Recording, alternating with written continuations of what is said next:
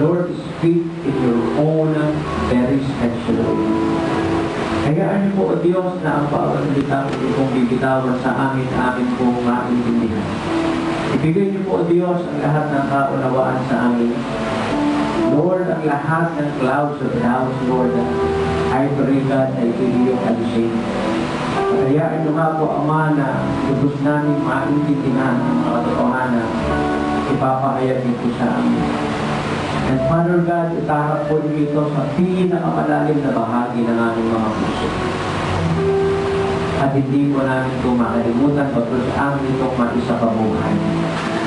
At makita ito ng maraming, lalo na ang aming mga mahal sa buhay. At dahil dito, madala po namin sila sa iyong paanan. At sa oras mong ito, Ama, alam namin, O Diyos, na dakilang bagay ang gagawin mo po sa amin. Hindi lamang po sa amin, kasama na rin ang aming mga mahal sa buhay. Maging ang mga tao ang aming ipinapanalangin. At higit pa sa aming mga iniisip, higit pa sa aming mga hinangat, higit pa sa aming ipinanalangin, ang ibibigay niyo po sa amin sa oras. Kaya pagmamuli, ngayon pa lamang nagawin na ang lahat ng pagdadalaman.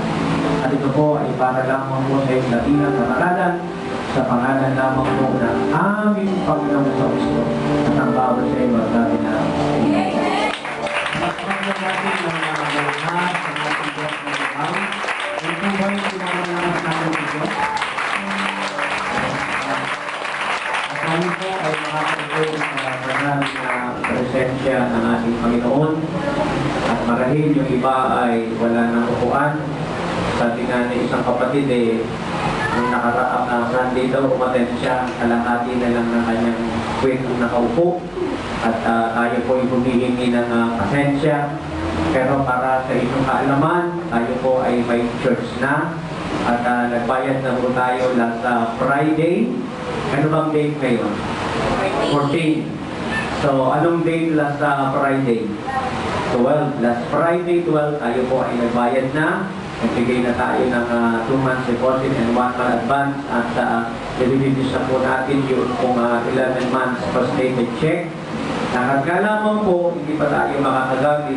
Samantala, kapag check natin ng lugar, so kailangan muna nila alisin muna, ayusin muna maigi sapagkat ng ating lilipatan ay dating caregiving training center at isang training center ng caregiver or caregiving. Nakikinig po ba tayo? So, this coming Monday, maglilinis sila for that week. Sa following week, tayo naman po ang magkakabit ng mga kortina, mag-set up ng mga electric fan, no? At kung magdudunit kayo ng aircon, maglalagay tayo ng aircon, maglalagay tayo ng mga upuan, ayusin natin yung office, lalagyan natin ng stage kortina. So, first Sunday of September, wala na po tayo buffet. First Sunday of September. So, we have 2 weeks more para mag-stay dito. Nakikinig pa po ba tayo? Saan po yun? LRT2, Anonas Station.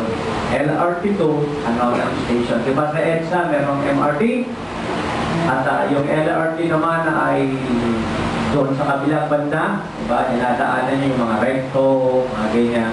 Itong LRT2 naman, from Santolan to Recto, Aurora Boulevard. Tama po ba? Yan. So, LRT2 Station, Anonas. LRT2 Anonas Station. No? Yan ay meron dyan Anson Supermarket. Tama ba? Ito, kunyari, Mang-Inasal, papunta roon, konting lakad lang, LRT2 Anonas Station. Tama po ba? Kabilaan niyan, Anson Supermarket. Okay? Sa taas ng Anson Supermarket, dun po tayo. Sa taas ng Anson Supermarket. So dito, sa LRT2 Anonas Station, pwede ka nang pumasok yan. Tapos, doon po ka nang tumawid. Mapamasok ka dyan, dumarekta ka sa kabila, akit ka ng konting hagdan, yun na yung sa atin. May tao ba ho ba rito?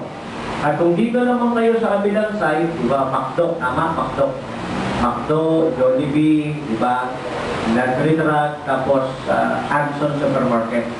So yung entrance ng Anonas Station, doon kayo papasok. May tao pa mo ba rito? Yung entrance ng Anonas Station, doon kayo papasok. Kakapapang kayo ng gwardiya. Kaya may gwardiya tayo eh. May tao pa ba? Huwag kayo magdadala ng bomba. Kahit anong klaseng bomba, huwag kayo magdadala. Bawal yun. Bombang pumuputok, bombang nagpapadumi ng isip, huwag kayo magdadala. Maliwanag po ba? Maliwanag po. Okay po ba? So, first Sunday of the month, or first week, of September, it will be Sunday. Wala na po tayo dito. Nandun na po tayo. Maliwanag po ba? Amen. At yung mga gustong tumulong, itong week na to, tomorrow, Monday, basta itong week na to, sila yung muna yung pag-finish.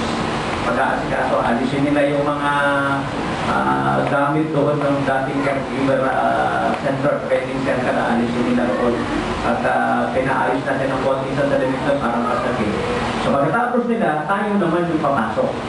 Hindi po ba, para naman mag-ayos ang dapat ayusin. Kasi kung sino yung gustong tumulong sa mga araw na iyon ng pag-aasikaso, i-approach nila sa Pastora GP at magsama-sama tayo mag-ayos. Amen? Sa araw na iyon, nasasama kayo, bawal ang naka-makeup. Bawal. Siyempre, pag naka-makeup ka, mag-ayos tayo, tutulong pawis mo. Bawal yan. Bawal ang naka-lipstick. Bawal. So, mga minamahal, sabi nga nila, where God guides, He provides. Narinig niyo yun? Where God guides, He provides. Pakisabi nga po, where God guides, He provides. Sa bandang likuran, hindi naririnig. Sa bandang, where God guides, He provides. Ano ba ibig sabihin nun? Kung saan tayo ginadala ng Diyos, kung saan tayo pinapasunod ng Diyos, nandoon ang provision ng Diyos, nandoon ang pagpapala ng Diyos. Amen. Palakpakan natin ang Panginoon. Sabi ng Lord sa mga Israelita, in the book of Haggai, chapter 2, verse 9. Alam mo, nagbabasa ako ng Bible English, Haggai. Then, kinuha ko yung magandang balita, Biblia ko. Gusto ko namang basahin sa Tagalog. No? Ngayon, hinahanap ko sa Tagalog version yung Haggai. Alam mo, mukhang naubos ko na yung Old Testament. Hindi ko makita yung book of Haggai. You know why? Kasi sa Tagalog pala yung Haggai, Ageo. Yung, kaya sa Ageo, chapter 2, verse 90, hindi ko talaga makikita yung Haggai. Kaya pag Bible mo ay English, James. Pag Tagalog, Santiago. Ganun po yun. Tawag pa po ganito. Sa Haggai chapter 2 verse 19, sabi ng Lord sa mga Israelita, from this day on, I will bless you. From this day on, I will bless you. No? Mula sa araw na ito, ay ayusin ito. Mula sa araw na ito, ayusin ito. Mula sa araw na ito, ay tumakbo ka na, bilisan mo. Huwag mo nang tingnan yan. Idikit mo na. From this day on, I will bless you. Mula sa araw na ito, ay pagpapalain ko kayo. So mga minamahal, ito pang tingin sa magandang lalaki sa harapan. Ito pang tingin. Dito tulit, kung sisigaw ka, huwag ka dyan sa labas, dito ka pumasok sa loob. Dito ka, kung sisigaw ka, dito ka pumasok, huwag ka dyan sisigaw dyan, baka mapadali ang pag-alis natin dito, tayo mamabot ng first September of the month. Kaya yung mga sumisigaw-sigaw, hindi bawal sumigaw, dito kayo. Pero kayo dyan, sumigaw. Kapag sana, kung pagsigaw mo dyan, bibigyan ka ng ice cream. So, from this day on, dito tingin sa magandang lalaki sa harapan. Dito tingin sa magandang lalaki sa harapan. From this day on, I will bless you. Mula sa araw na ito, ay pagpapalain ko kayo. Kailan sinabi ng vision? Kailan yun? Kasi po, for nearly 20 years, matapos na sila ay mula sa kanilang captivity o mula sa kanilang pagkabihag o mula sila sa ibang bansa, no, na kanilang pinanggalingan na sila po ay bumalik po ng Israel, ng Jerusalem, For nearly 20 years ay hindi pa rin nila tinatayo ang templo, the house of God. So ano ang ibig sabihin nito? Ang ibig sabihin nito, they are losing their priority. Pakisabi nga po, losing their priority. At ano ba ang ibig sabihin, no? Hindi okay ang kanilang priority. Ano po? Ano ba ang ibig sabihin ng house of God? Ano ba ang ibig sabihin ng temple of God? Alam natin na ang house of God, na ang temple of God, ito yung bahay panambahan. Na kung saan dito po ay naghahandog, dito po sumasamba. A place of worship. So it means, mga minamahal, very busy sila, no? Sa kanilang pinagkakaabalahan. Ngunit, ang kanilang pagsamba sa Diyos ay hindi ayos, hindi priority. Hindi nila priority ang pagsamba sa Diyos. Nakikinig pa ba tayo? No? Hindi nila priority ang Diyos. Hindi nila priority ang kalooban ng Diyos. Amen po ba? Yes. Hindi nila priority ang Diyos. Hindi nila priority ang kalooban ng Diyos. Hindi nila priority ang pagsamba ng Diyos. Pagsamba sa Diyos. Hindi ba maraming tao ganito? No? Hindi ayos ang kanilang priority. Kumusta ang pag-aaral mo? Okay, okay. Kumusta ang trabaho mo? Okay, okay. Kumusta ang love life mo? Ang mas lalong okay. How about your worship to God? Eh, paano naman yung pagsamba mo sa Diyos? Yan ang problema mo. Hindi nakakadalo. Hindi nakakapag-lingkod sa Panginoon. Hindi nagagamit ng talento kay Lord. Yung buhay ay hindi na i-offer sa Panginoon. Yan ang problema ko. At ito ang problema ng mga Israelita. No? For nearly 20 years after the captivity, as they returned to their homeland, nagkaroon sila ng problema, hindi nila tinatayo ang bahay panambahan. Hindi nila priority ang sumamba.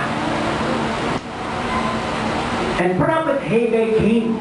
No? Kinausap ng Lord si Prophet Haggai, sinubo ng Panginoon si Prophet Haggai sa mga Israelite.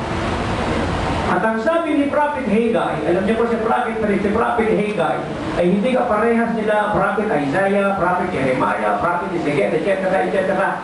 Or we could say that Prophet Haggai was a soft-spoken preacher or speaker like me. Matigil ninyo, parang nakakakayo, parang hindi kayo niniwala. Sa Tagalog po ay ito pong si Prophet Haggai ay masasabing soft-spoken preacher. Hindi siya dynamic preacher na agaya nila Isaiah. Pero maganda ang dating niya at masyado siyang matalino sa kanyang pag-approach. Ito ang sabi niya sa mga Israelita. When he confronted the Israelites, kumusta ang buhay? Sabi niya gano'n. Hindi ba panay ang trabaho ninyo? Hindi ba panay ang kayod ninyo? Ginagawa nyo umaga, ang gabi, umaga, 24/7, round the clock. Wala na kayong pahinga, kayod kayo ng kayod, trabaho kayo ng trabaho, naubos na yung buhok ninyo, naubos na yung... Mayroon lang umaga, may hinanay doon. Naubos na yung buhok ninyo, naubos na yung kilay ninyo. And yet, hindi kayo napapagpala. Itao pa ho ba dito? Yun ang sabi niya, no? Para kayong may mga bulsa na butas naman. Para kayong may mga bag na butas naman. Nakikinig pa ho tayo. Kayo ay kumakain, pero kayo ay hindi nabubusog. You have not been enough. You are drinking, but you have not been filled. Hindi kayo napupuno. May kulang sa inyo. At alam nyo ba kung ano ang kulang sa inyo? Hindi ninyo number one si Lord sa buhay ninyo. May tao pa ho ba rito? Kaya sabi ng Lord sa Mark 8:36, what is the profit of man if he gains the whole world and yet loses his own soul in heaven? Mark 8:36, aanin mo ang yaman ng mundo kung ang kaluluwa mo naman ay pupunta sa impyerno. So maraming tao ay yumaman pero pupunta sa impyerno. Kita pa ho ba ito? Maraming tao ay nasa kanila na ang lahat pero ang problema nila wala silang kapayapaan. Nakikinig pa ba tayo? May tao pa ba rito? Yes, pwede ka magkaroon ng magandang bed. Pero yung sarap ba matulog, hindi na kumuha sa magandang bed yan. Marahil ikaw ay may masarap na pagkain, pero yung ganang kumain, di ba? Hindi na kumuha sa masarap na pagkain yan. May tao pa ba rito? Ano bang material na bagay sa mundong ibabaw na ito ay hindi sa atin makapagpapaligaya? Amen po ba? Tanungin ninyo ang mga sumasamba sa Diyos na palagi, yung mga nagpipray sa Panginoon palagi, o yung mga dumadalo ng mga prayer meeting, yung mga palaging sumasamba sa Diyos at talagang nasisikap na dumalo ng mas maaga para makapagsamba at makapagpuri sa Panginoon. Kaya alam mo ninyo kung magkaminsan, totoo po yun, para po sa plaka na lagi na lamang napapagsabihan po ang mga answers natin. But sometimes, and not just sometimes, and many times, nakakalimutan nila ang trabaho nila. Napapalubo sila, napapapigit sila, hindi na nila nagagampanan ng malalang trabaho nila. Hindi ko po sila masisig kasi ang lakas ng presensya ng Diyos sa ating iglesia. Panapakan natin ang Panginoon. Tao pa ba?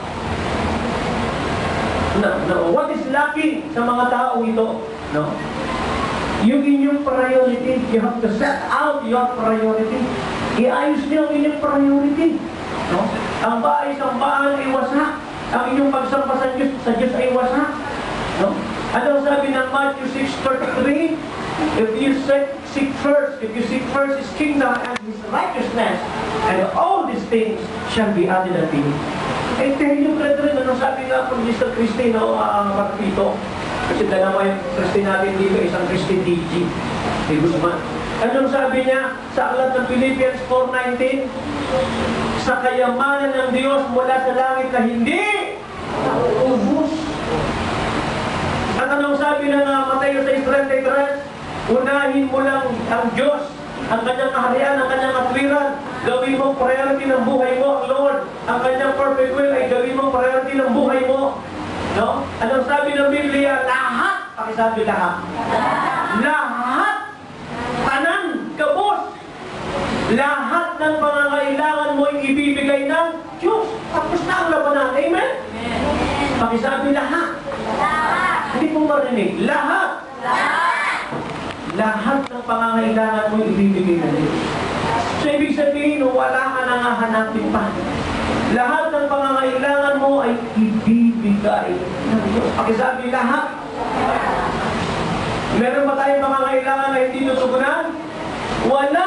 Lahat ng ating pangangailangan ay ibibigay ng Panginoon at ang nakatutuwa, hindi lamang ang ating mga pangangailangan ang kayang ibigay ng Diyos, pati ang layaw at lubo natin ay kayang ibigay ng Diyos. Ano yung sabihin ng needs? Yung needs, kailangan mo. Ano yung wants? Layaw at lubo na yan eh. Sabi nga, nung ako'y mahirap pa, yung pangangailangan ko, hindi ko mabili. Pero na ako'y pinagpaalala ng Diyos, yung mga pangangailangan ko, nabili kong lahat, pati layaw at lubo ko, ay natutugunan. Amen? Ano yung sabihin ng layaw at lubo? Ito mga hindi mo na kailangan. Para, gusto mo lang lumigaya, gusto mo lang sumaya. Natao pa ba rito? Ganun po yun. So, mga minamahal, ito pong Prophet Haggai did confront the Israelites, beginning from the leaders of the elders down to the least of the people of Israel. Alam niyo, nakakatawa ang mga Israelita. Sapagkat sila po ay tumugon. Pakisabi, tumugon. Tumugon sila. Opo. At sa kanila pong pagtugon, mga minamahal, ano po ang sabi ng Lord sa kanila, sa kanilang pagtugon? Magpakalakas kayo. Pakisabi, magpakalakas. Alam niyo, pagkatapos nyo makinig, pagkatapos nyo manood, pagkatapos ng mensahe ito, ay siguro i-hanap natin election pa mapunta naman doon. Kasi hindi umiikot. Masyadong malakas dito yung ninilipat yung outline ng Bible. So, pagkatapos nyo makinig, pagkatapos nyo manood, mga minamahal ay may tapat ni Jeffrey. So, mga minamahal ay basahin po ninyo ang Book of Haggai. Amen? Ano sa master ko? Haggai chapter 1 and Haggai chapter 2. Basahin po ninyo. Tapos kayo makinig, matapos kayo manood, na ano po ay basahin po ninyo ang Book of Haggai. Pagkatapos ng mensahe ito, bago kayo matulog, no, ay sana din nyo yung umiikot eh. Ako naman ngayon ang naiinitan. Sana yung umiikot sana gano'n. So, okay lang yan. Wala nang problema. Dapat mo na tayo siya. Dapat mo na ako. So, mga minamahal, itong mga Israelita po ay nakinig. Pakisabi po, nakinig. Nakinig po sila, mga minamahal. At ano po ang sabi ng Panginoon sa aklat po ng Haggai, ano po, chapter 2, verse 4 and 5. Haggai chapter 2, verse 4 and 5. Yung kanina yung pinasa ko yung Haggai chapter 2, verse 19, amin po ba? Pagkatapos yung Haggai chapter 1, 5 to 11, yun yung aking kinuwento sa inyo. Haggai chapter 1, 5, verse 11, yung kinuwento ko sa inyo. No blessing because you do your priorities. No blessings because you do your priorities. And in Haggai chapter 2 verse 4 and 5, ito ang sabi ng Panginoon sa Haggai chapter 2 verse 4 and 5. Ito ang sabi ng Panginoon dito. Ayan, nakita ba ninyo? But now be strong, O Zerubbabel. Ito yung mga leaders ng Israel. Declares the Lord. Be strong, O Joshua, son of Jehozadak, the high priest. Be strong, all you people of the land, declares the Lord, and work, for I am with you, declares the Lord. This is what I covenant with you when you came out of Egypt, and my spirit remains among you. Do not fear. Makinig po kayong maingay, mga minamahal. Listen very carefully. Na sila po ay tumugon kay Prophet Haggai. Sinend uli ng Lord si Prophet Haggai sa kanila. Dito po ang tingin, huwag na po kayo tumingin niya. Dito na po kayo tumingin. Kaya dito makatabi mo doon kung tayo ka po sa harap. Kasi maikli lang ito eh. Late na nga ako tumayo eh. Kung maikli yung oras natin dito eh, hindi na natin patatagalin pa ito. So, direct-diretsahan na po ito. Ito ang sabi ng Lord through Prophet Haggai. Magpakatama kayo, magpakalakas kayo sapagkat ako'y sumasing. Hipin mo ba? Once you decided na gawin na ang kaloob, maingay yan eh. Tadadali lang yung electric yung ating pakipatay mo na kaya yan, pakisuyo. Pakipatay mo na yan, pakisuyo. Sige na. Kasi nadadali, ano ba, naiingayan lang yung video natin eh.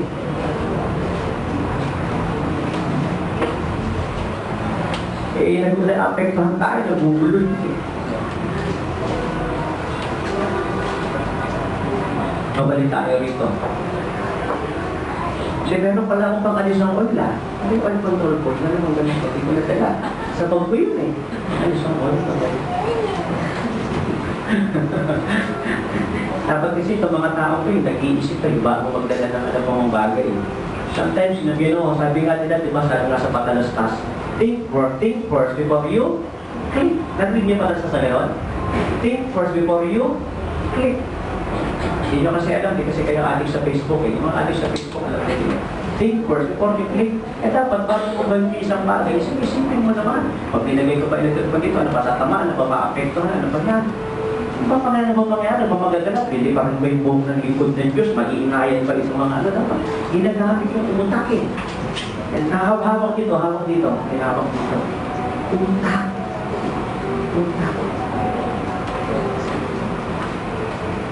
So, mga minamahal, once they decided na gawin ang kalooban ng Panginoon, ito ang sabi ng Lord sa kanila. Be strong. Pakisabi, be strong. For I am with you. My spirit is with you. Once na ikaw ay nag-decide na gawin ang kalooban ng Panginoon, ang mensahe sa iyo ng Diyos, be strong. Strong. Once na ikaw ay nag-decide ng magbagong buhay, nag-decide ka ng magbagong buhay, ang mensahe sa iyo ng Lord, be strong. Once na ikaw ay nag-decide ng maglingkod sa Diyos, be strong. Once decide ka lang magbigay ng buhay sa Panginoon, gamitan ng talento mo sa Diyos, be strong! Amen? Be strong! Once ikaw ay nag-decide lang, ibigay na ang tamang salapi para sa Diyos, ang mensahe sa'yo ng Panginoon. Be strong! Bakit? Kasi kung magkaminsan, napapantulod ka na gawin ang kalooban ng Panginoon. At kung magkaminsan, merong hindi mga gumagawa ng kalooban ng Diyos, nababantulod ka. Tama! At kung magkaminsan, may mga persecution, may mga hindrance, may mga obstacle, may pumipigil sa iyo para gawin ang kalooban ng Panginoon, ang mensahe sa iyo ng Diyos, be strong!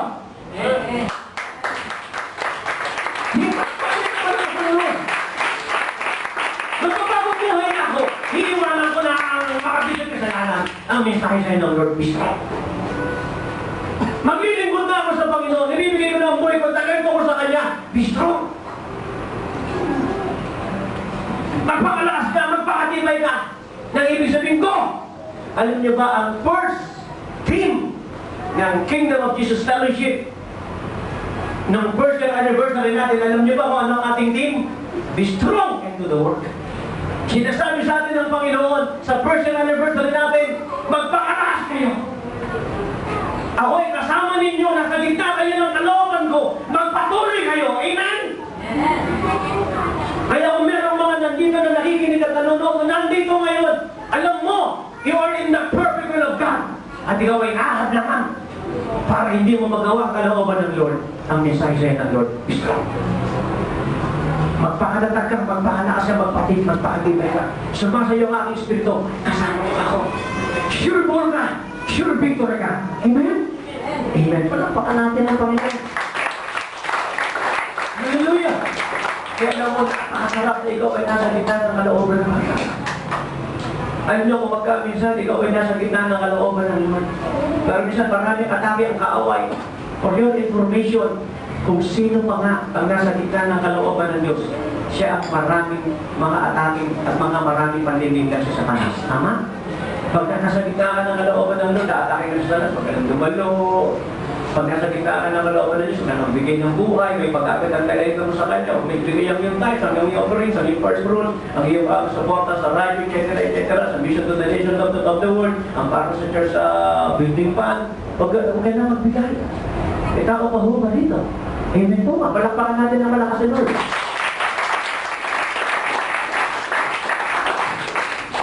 Kaya ang mensahe ng Panginoon sa isa kanila, Israel. E tao pa ho ba dito? Alam niyo kung bakit maraming tao? Gusto naman talaga ng maraming tao magbago buhay. Gusto naman talaga pumasok ng langit eh. Gusto naman talaga ng maraming tao na gawin ang maganda, perfecto at ganap na kalooban ng Lord eh. Kaya minsan maraming mga paninindas sa Satanas. At minsan maraming pinatake na si Satanas. Lalo na kung ikaw ay isang tao maramdamin. No? Ikaw ay isang sensitive na tao. May makita ka lang, may marinig ka lang, may isang bagay na makakapagpasakit ng damdamin mo. Ayoko nang magpatuloy sa Panginoon, ayoko nang maglingkod, ayoko na. May tao pa ho ba rito? Pero hindi yun, natutuwa ang Lord. Natutuwa ang Lord na tayo ay handa nang magbagong buhay. Handa mo nang bitawan si Darilio, yung alak, yung mga pagbumura, yung mga bad words. Tao pa ho ba rito? Handa mo nang bitawan ng mga karamihan sa buhay niya ito. Handa mo nang gawin ang perfectong kalooban niya. Naniniwala ka na sa Diyos na isang Diyos sa binubuo ng Ama, anak at banal na Espiritu. Kung makakarinig ka ng naalala ko nga pagkatapos ko magturo sa Burlington, sa Makati last Thursday, nakita ko yung isang kapatid natin na nakakaawa, na lagi natin kasama, pero napunta sa Saksi ni Jehovah.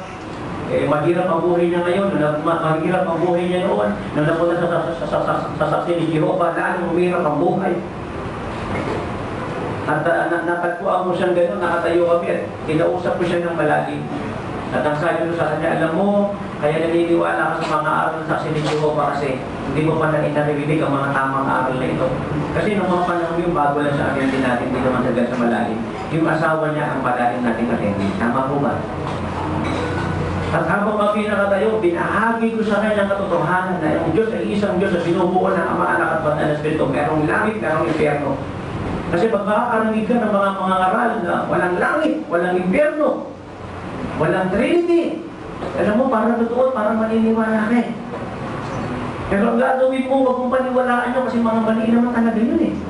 Ang gawin mo ay tuklasin mo at alamin mo talaga ang totoo. Dahil ang tunay talaga na totoo ay ang Diyos ay isang Diyos na binubuo ng Ama, Anak at Banal na Espiritu. Ilan si Ricardo Di Carrillo? Isa lang. Pero ako ba ay papa ninyo? Papa ninyo ako? Hindi. Papa ako ng mga anak ko. Tama? Ako ay inyong tagapanguna. Amen? You can call me pastor. You can call me apostle, prophet. You can call me brother, but not bro. Nor sister. Iba, tinatawag ko pastor o apostol. So ako ay spiritual leader ninyo. Tama? May tao pa ba rito? Oh. Kasabay nito, nung nabubuhay pa yung nanay ko, ang tawag sa akin ng nanay ko ay anak. Anak niyo po ba ako? Ngayon, yung si Ricardo Di Carrillo na anak ng nanay ko at papa ng mga anak ko at spiritual leader ninyo, ilan ako? Isa.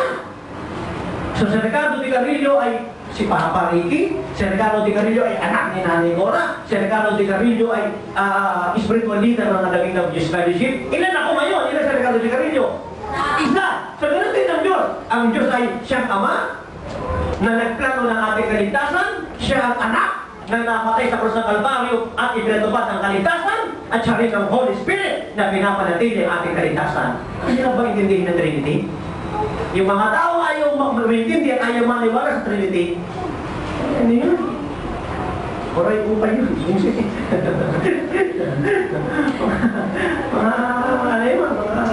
Wala sa kalooban ng Panginoon yun. Ginugulo nila ang katotohanan mula sa banal na kasulatan. Pinipilit ng Biblia. Walang impyerno. Si Kristo ay tao lamang. Walang Trinity. Ang Trinity, ibig sabihin, idolatry. Pag wala ka namang kaalaman, oo po, tama nga naman. Pero sa ligsigin mo ang katotohanan, ipakita mo sa kanila. Naalala ko, nagpunta ako ng Pasig. Nagpagos natin ang Orbi Comatin na alaga. Masama yung nanay niya. Walang Trinity! Eh, pinabasa ko sa kanya. Oh, sabi mo walang Trinity, basta! Basta, oh, ano yung Trinity? Matapag mo ba rito? Walang Trinity kasi ayaw na tanggapin yung Trinity. Pero kung papasahin mo na sa Bible, may Trinity. Yung salitang word na Trinity, yun ang wala. Pero yung kahulugan ng Trinity, yun ang nandun. Amen? May tao mo ba rito? Tingin sa harapan, paano ka gwapo? Wala kayo missional eh. Gwapo! Kailangan ba bang ilagay ko rito, gwapo? No need. No need. Tama? Look at my face.